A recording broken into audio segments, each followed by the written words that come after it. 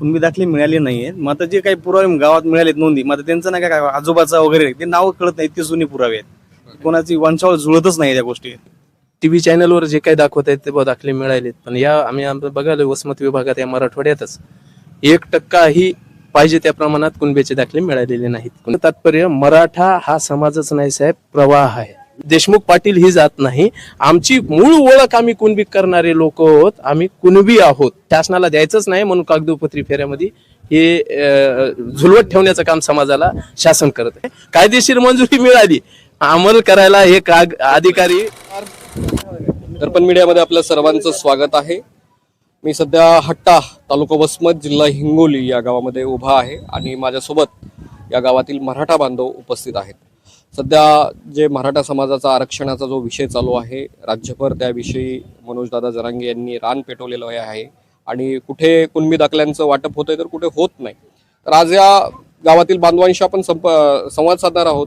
नेमकं त्यांना हे दाखले मिळालेत, मग किती मिळालेत किंवा नाही मिळाले या संदर्भात आपण बोलणार आहोत. नाव काय आपलं? पुष्पक रमेशराव देशमुख. काय इकडे सध्या वस्तुस्थिती काय?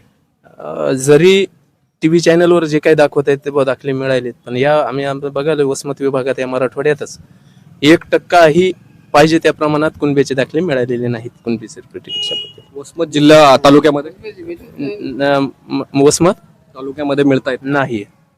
काय, कशामुळे, काय शासन प्रशासन काय सांगतं? हेतू काय होता? मराठा समाजाला सरसगट कुणबीमध्ये नोंद होणं गरजेची होती. हा जरी उल्लेख असेल तरी मराठा हा जर समाज असता तर एकाच समाजाचं देशाच्या मिलिटरीमध्ये नाव असू शकतं का? मराठा बटालियन आहे म्हणून. मग मराठा बटालियन जर प्रवाह आहे, जर तो समाज असता तर त्या मराठा बटालियन मध्ये फक्त मराठीत लागली असते. हे सगळ्या समाजाचे आज बाउंड्रीवर सैनिक आहेत ते मराठा बटालियन मध्ये असतात.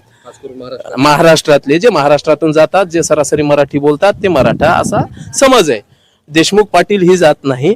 आमची मूळ ओळख आम्ही कुणबी करणारे लोक आहोत, आम्ही कुणबी आहोत हे आम्ही सांगणं, आमचं मनोजदादाची पोटतिडक सांगण्याची ती आहे. तसे दाखले मिळत नाहीत. आमच्या टिशा जर पाहिल्या त्या शुद्ध भाषेमध्ये टिशीवर व्यवसायाच्या समोर काय लिहिलेलं आहे? शेती. आणि शेतीलाच ग्रामीण भाषेतले कुणबीक म्हणतात आणि ती आम्ही कुणबी होती. ही मागणी आमची साधी आहे. याला कागदोपत्री फेऱ्यामध्ये प्रशासन गुरफटून ठेवते. समाजाला दिशाभूल करण्याचं काम शासनच करते. आणखीन कुणाला काही बोलायचं? भेटले कुणबी दाखले? कुणबी दाखले मिळाले नाहीये. मग आता जे काही पुरावे गावात मिळालेत नोंदी, मग आता त्यांचं नाही काय आजोबाचा वगैरे ते नाव कळत नाही, ते जुने पुरावे आहेत. कोणाची वंशावळ जुळतच नाही त्या गोष्टी. काय सांगायचं आणि एक मुद्दा मला सांगायचा राहिला की प्रत्येक समाजाची ओळख त्याची समाज म्हणून देत असताना रोटी बेटी व्यवहार बघायचा असतो ना. ठीक आहे बाबा, माझ्याजवळ दाखला नाही, पण कोणीतरी माझ्या सोयऱ्याजवळ मी जिथे माझी पत्नी, माझी बहीण कुठं मी दिली, जिथे रोटी बेटी व्यवहारात आम्ही मुली दिल्या घेतल्या, ते नातेवाईक जर कुणबी असेल समाज रीतीप्रमाणे, चालीरीतीप्रमाणे, तर आम्ही बी कुणबी ठरायला पाहिजे या परंपरेच्या निकषानुसार.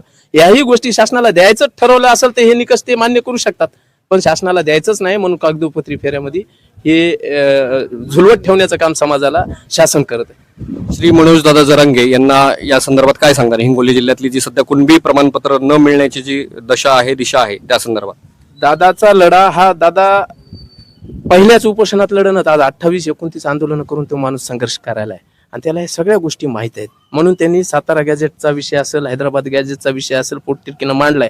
अंमल करण्याचं काम ही यंत्रणा करणं झालेली आहे. कायदेशीर मंजुरी मिळाली, अंमल करायला हे अधिकारी करत नाहीत.